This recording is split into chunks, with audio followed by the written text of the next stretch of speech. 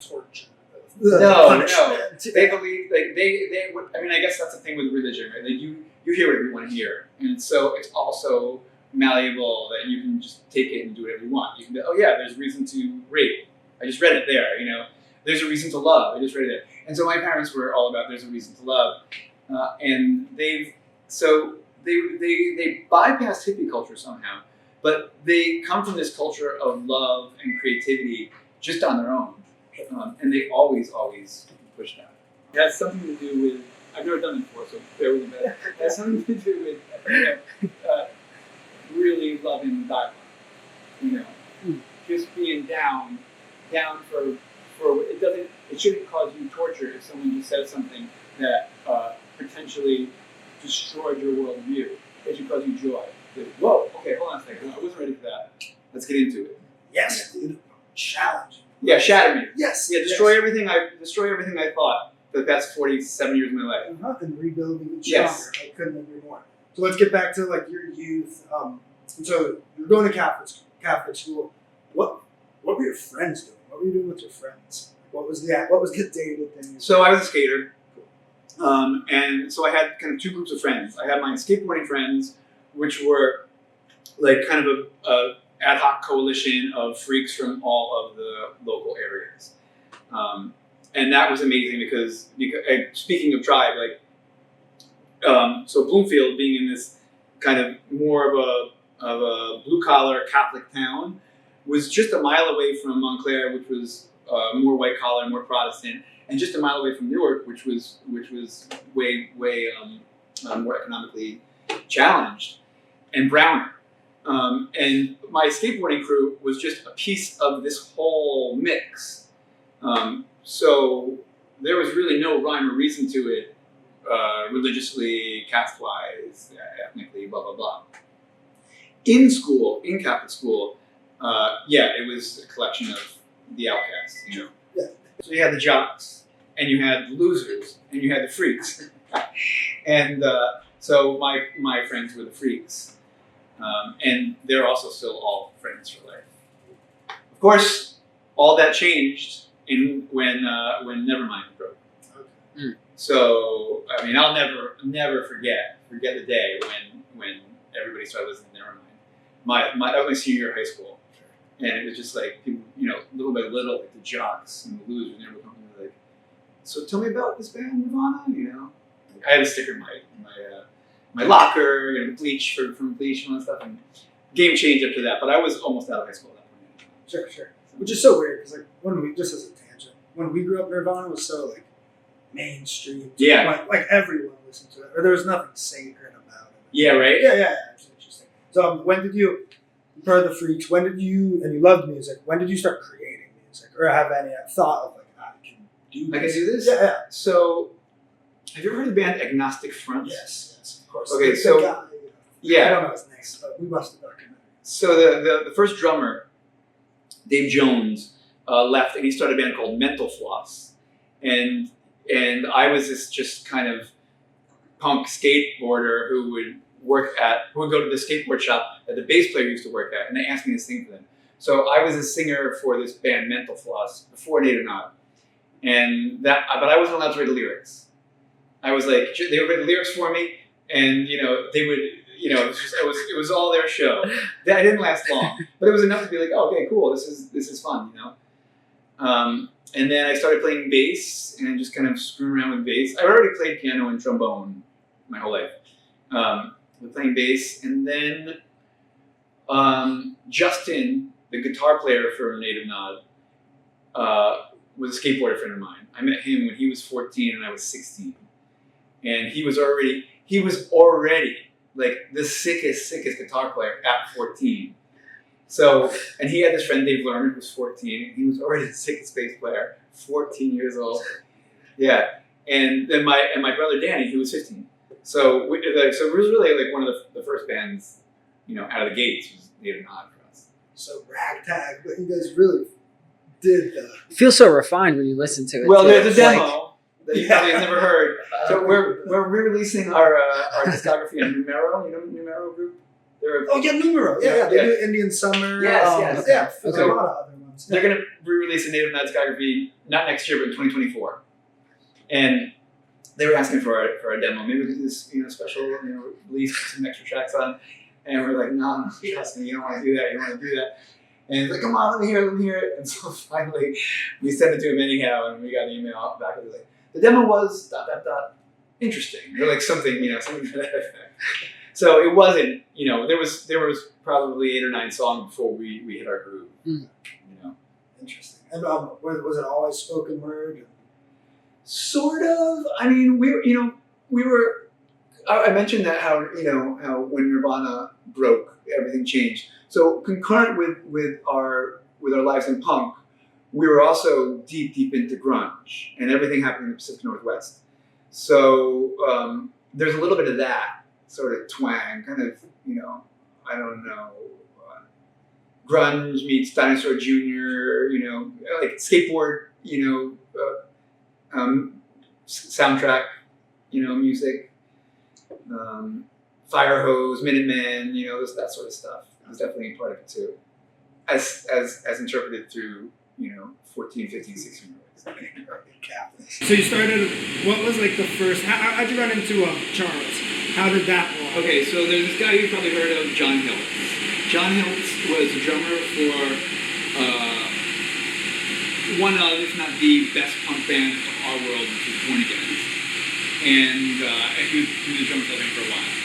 And he also had house shows in his house in Westfield, New Jersey, that every touring band came through town to play there. And it could really the basement could really only fit about 16 people, but we just packed in. And so I'm not so sure if I met Charles there, if I met Charles at ABC. Charles also sold records at ABC. My older brother introduced me to a ton of people. Also, Charles had a record store in East Village called Reconstruction Records, which I eventually worked at. But that wasn't until I went to NYU. I went to NYU in, I think, 92. So I knew Charles before then. And then when was the demo tapes of Native Nod? What year was that? We made the Native Nod demo in 1991. Okay.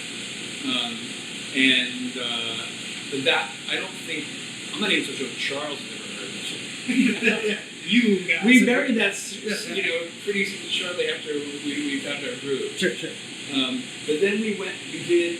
But you know who it was? It was Sam Peters, who was a singer for Born Against, and he ran Vermiform Records.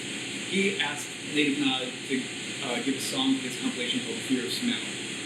And we went into New York City, we recorded that song, War for Tears, we put it on his comp. After that comp, I think we started talking about working with Charles. It was between Charles, and we also got a really nice letter from Gravity Records. You know them out of San Diego? And we were huge fans. Like to this day, Heroin is one of my favorite punk bands of all time.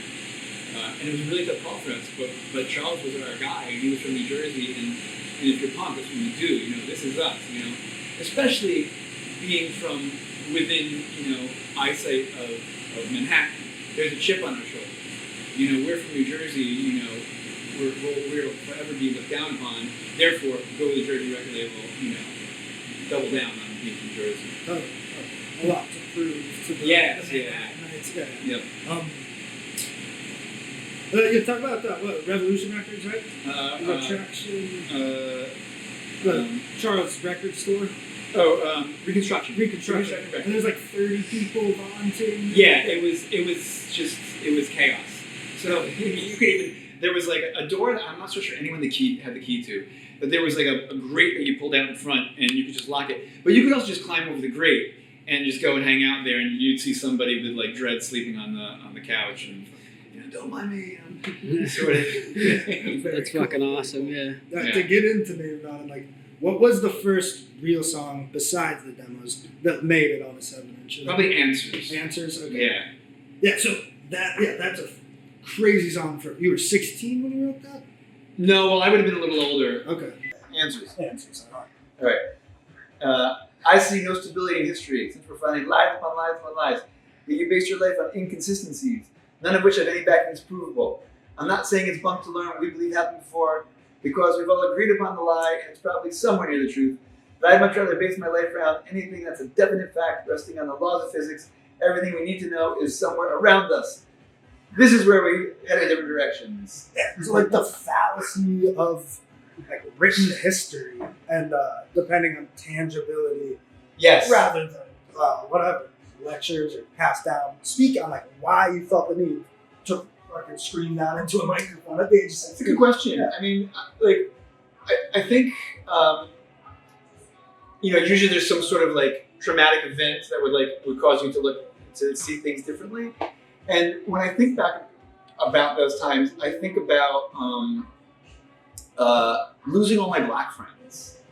Like growing up where it really never occurred to me, like race didn't really occur to me. And then with skating too, we were just such a mixed, chaotic crew. But then with like late 80s, early 90s Afrocentrism, and just kind of the veil of America, of white America, whether I was part of it or not, separating us, little by little. It was just really shocking, that a bunch of kids that I was friends with last year would no longer talk to me because I was some sort of fag punk white kid, So there's that, and then there's on top of it, even if those kids didn't feel that way, there probably would have been this veil anyhow. And so I saw that happening. Like, wow, this is so disturbing.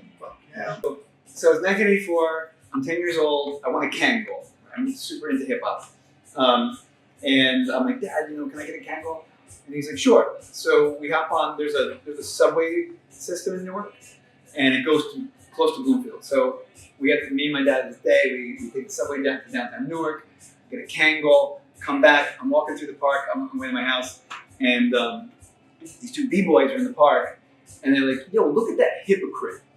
And I'm like, you see that? Those two people, I saw how cool my hat is. They called me a hypocrite. That must be some sort of awesome Greek word that means something philosophical or that I don't know. I can't wait to go find out what hypocrite means.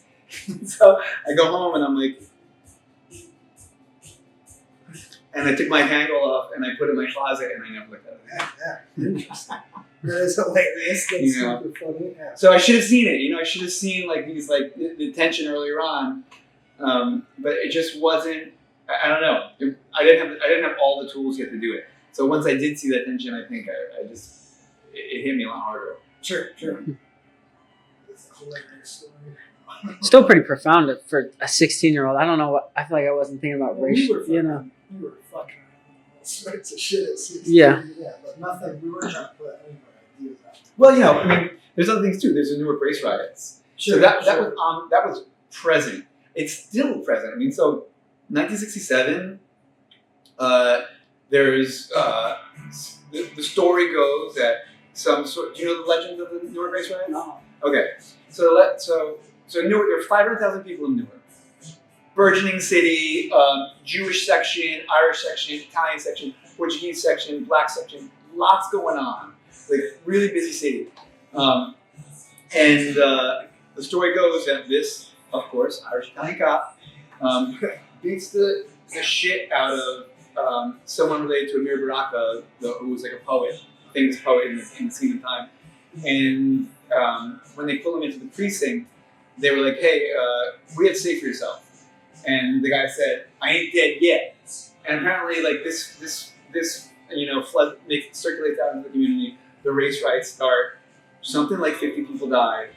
The only part of town that was preserved was the Portuguese section because they just got to town. The Portuguese were fleeing the dictator in Portugal at the time. They had just gotten there. They happened to be geographically isolated. There were train tracks there.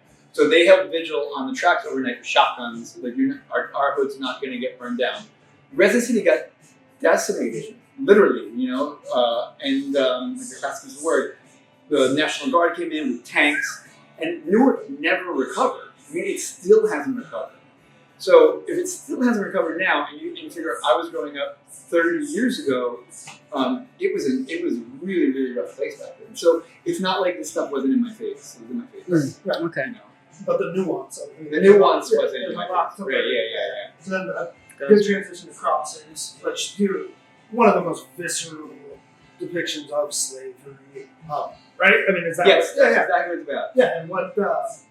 Tell me why. And so, okay, so this falls into, you were talking about one of the other songs, Lower G, I Believe. Yeah.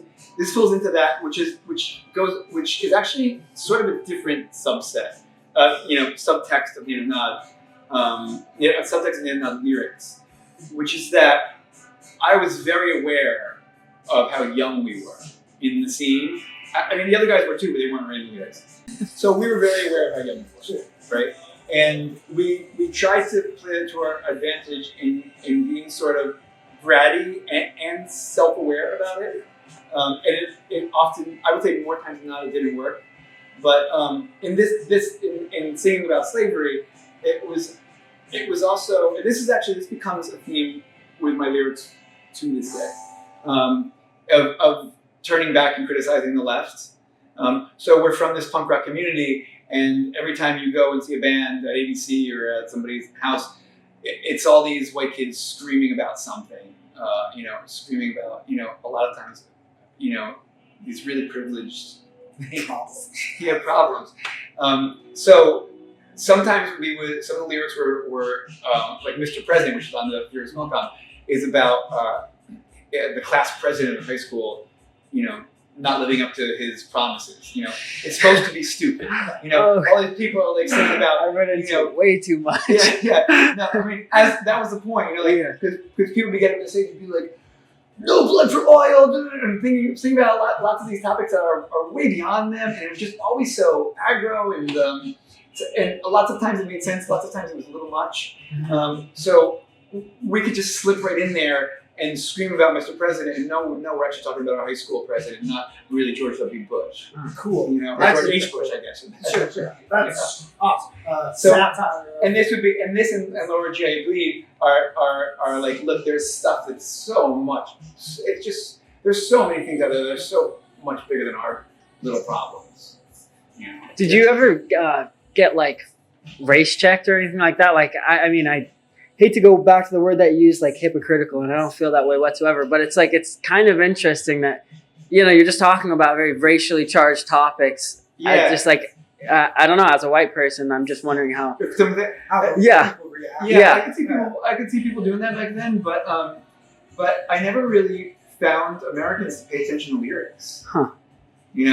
Like, Europeans, it's not even their main language, and they'd be like, when you say, and usually they dissect songs and do these, really great analysis of them, but I feel like Americans usually didn't. That's hard because you said it was such a tense time. I would think that someone would be like, yo, you can't fucking say that shit. Like, I don't know. Yeah, like sing about slavery and stuff? Yeah. Yeah, no. That's beautiful. Okay. Glad it came out. Yeah, that's really cool. And then so Tangled. Do you recall what you were talking about there? Because it's That's part of this, actually, Tangled's part of the same theme. Is that it? It's just that kind of like hitting the pause button on having all the answers and placing blame on stuff. That this is really all very, very messy. Much of our angst is coming from the mess, not coming from, trying to decipher the mess, not coming from the actual specifics of what's causing the mess. But blame is always felt like a really primitive base emotion to me. It's so rare that something should be blamed. It seems very Manichaean, like good and bad, blame, or even very religious blame. Like there's us and there's somebody else. Like come on. There's an argument though that good relies on they say like the church wouldn't exist without Satan, right? Yeah. It relies on that opposition for another argument to be made, right? Yes, yeah, exactly. Alright, so that's an inch. That's not the other one. One of my fucking favorite ones. High Tide in Alaska, dude. We're talking about the Aleutian Islands. Yeah. Which in 1942 Japan invaded to give a more tactical advantage in World War whatever. And it was like 18th century fur traders from Russia. What were you doing? And they're talking about the Aleutian Islands because I think it's awesome. Okay. So at this point, like, we can go back before Native Nod for this. So you guys are probably way too young for this, but like in the late 80s, there was this whole Save the Dolphins campaign. Because dolphins were getting caught in tuna nets. And we have turtles, like the straws. Or the Okay, you guys have the turtles. Yeah. But the turtles are dying because they're eating straws. The tunas were the dolphins were dying because they were getting caught in nets designed to kill, just not them. So I was like 12, and I was like, whoa, hold on a second. You guys are getting bummed when 2 dolphins die on nets that are killing millions of other fish? How does this make sense? I don't understand why you're caring about the dolphin, you're not caring about the tuna. Where's the disconnect? You don't see the disconnect there? And people just be like, Chris, you have such an interesting take on things. I'm not trying to be the contrarian here. This is insane, So at this time, for the Aleutian Islands thing, there was something in the news where this fishing vessel went down, and like 30 men on board died or something like that. And of course, it really is a tragedy. But me being, a punk dickhead, I try to, flip the script and, can we talk about everything else that's going on? Leaving nothing in the oceans at all, killing it all. And yeah, so, you see Seaspiracy, which is hilarious. It's got a documentary about the ocean. It's all about how we're fucking fishing. Us fishing is what's killing the ocean, not the byproduct of, it's our active removal of the life of the ocean. It's not the incidental, like you said, 2 dolphins. It's the very intentional mass killing of men's species. Yeah. But it's all, and we can't see what happens in the water, so it's just so easy for us to not care. Yes. Whereas it's factory farming, you see it. Right. This is kind of like an add-on to that question. How much, I don't know if it's truth is the right word, but there are old things that you said, how much do you still care about? Yeah, I do still care about this stuff a lot, but I care about winning, not about being right. And I wish more people cared about winning and not about being right. Because if you care about being right, you're not going to win. And I feel like this is part of the problem. Everybody's just doubling down on whatever trench they're already in and get deeper and deeper and deeper. So when it comes to going back to vegetarianism, it's mind-boggling to me that people eat meat. It blows my fucking mind. I want to scream all the time about it. But if that was the way I approached the world, I would lose. So one of the reasons why I got into wine was because I believe that the most important exchanges, social exchanges that happen at the bar and the table. And no one wants that guy at the bar and the table. They want somebody that can talk and, Post music, how you found solace without just, talking about global issues, or how you transferred all that energy into domestic. Yeah. Okay. So at this point, we move into theoretical things I have no proof of. Just anecdotal evidence. It seems like there's kind of several kinds of artists. There's that do or die artist that must make art, must live off their art, must succeed by their art, and this is the tunnel vision they have. And those people are much more likely to actually do what they're looking to do. Then there's another kind of person who just leads an artistic life, and art is one way that they communicate with the world. And I think I'm in that group. So therefore, it was easier for me to transition out of making art all the time. It's not easy. Sometimes it's very difficult. If I feel something pulling me away from the conversation, I have to bring myself back. It's not necessarily the easiest in the world. But I think it's easier for me to do that than this kind of person because I just see I would love to believe my whole life is one big artistic expression, and it doesn't need to just be recorded in song. So therefore, it wasn't as hard as it would be if I would want to. That being said, it was still hard. So my father's a lawyer, and I've also when I wasn't working. So when musicians are not on tour, they're often working in food and beverage, and that was me 2/3 of the time. But the other third of the time, I was working for my father. And so when it really came time to be Jesus, I'm in my 30s. I can't live in my practice space for the rest of my life. What am I going to do? Should I go to law school? Because law is really cool. It's the lawyers that make it uncool. Lawyers don't realize how fascinating their job is, but it's really a cool profession. Or do I focus on food and beverage and just really kind of try to get rid of all the stuff I don't like about it and hone in on what I do love about it? And I decided that was the most artistic thing I could do. It was also the thing that would make me continue my life. It wouldn't be such a turn away from what I was already doing, because other than those 45 minutes you're on stage, the rest of the time is drinking and eating with people, and like sharing stories and sharing cultures and all that sort of stuff. So wine seemed to be the way to do it. Also, on this side of the Atlantic, we're working in restaurants and bars, but on that side of the Atlantic, a lot of my friends were actually working in wineries. The same, Chris Leo of Italy or Germany or Spain, was when they weren't making music or touring, they would be working for their father's vineyard or something, something like this. So I had all those connections already, and it just seemed to make sense. There's so much punk happening in the world of food and beverage, particularly the world of wine, and there's so many punks making wine or distributing wine or importing wine or selling wine or so it wasn't the hardest transition in the world, I gotta say. Sure. And then what advice would you give to? You grew up very much in the heart of a lot of like global things happening, or were exposed to a lot of concepts that a lot of kids aren't. What advice would you give to people like your kids living in fucking buttfuck nowhere, but that aren't angry or passionate?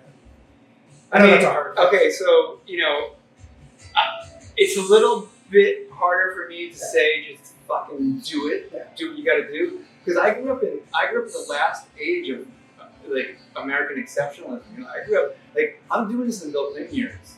I was making more money then than I am now. I could go work at a bar in Manhattan in the late 90s, early 2000s. My head would be getting icy the entire night. There'd be 4 people leaving the bar. I'd walk home with like $700 in my pocket. I'd somehow spend $100 from the bar to the deli just buying friends shit, So it's hard for me to say, just go for it. Because I always knew back then that I could get down to my last penny and I would pound the pavement for a couple days in New York and find something that would sustain me. I'd be not only would I be making more money, but then my rent would be like $200, $400. So it was a different economy that I was rolling in. And in fact, I know this isn't your question, but if there's anything if I could change the question for a second, if there's anything that I feel guilty about, it's that Gen X, it's another thing that Gen X didn't see coming, I think, Gen X artists, that we didn't prepare you guys fiscally for what was in store, because I didn't see it happening. I had no idea what was going to come with this. If you're gonna make changes inside a capitalistic system, you have to play the game a little bit. You need some money to make some changes, unfortunately. And we didn't see that coming because there was so much money flowing around in the 90s.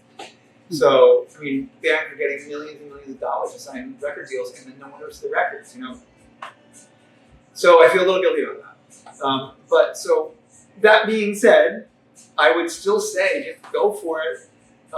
There's in some way, shape, or form, once you hit rock bottom, you can't fall any further. You just keep, you're just going up from there. And the wisdom that you will accumulate in your years of doing this will land you on your feet, and you'll be 10 years behind other people your age group, maybe 15 years behind. You may never catch up to them fiscally, but it's not a race. But then outside of music, what media inspired you? Other as than far as music, books, books, movies, and books. throw out a few names. I'm a reader. Yeah. So maybe you heard me talking when we got to media. So I had a kid 3.5 years ago, and I just read my first two books. I'm on my third now in 3.5 years, and that was really hard for me. And that was the thing that kind of ground my artistic ideas to a halt more than music. It was not being able to read. It's those spaces between the words, like spaces between the lines, where you're reading the book, but it's also moving other cogs in your head, and other things are popping out, and that's at least the way my brain works. That and walking, movement is when I think about things. So, yeah. Throw out some names. Yeah. Books back then, specifically. Oh, back then? No, that's a question. We like Dostoevsky. Italo Calvino, Dostoevsky, yeah. Hey, what's up?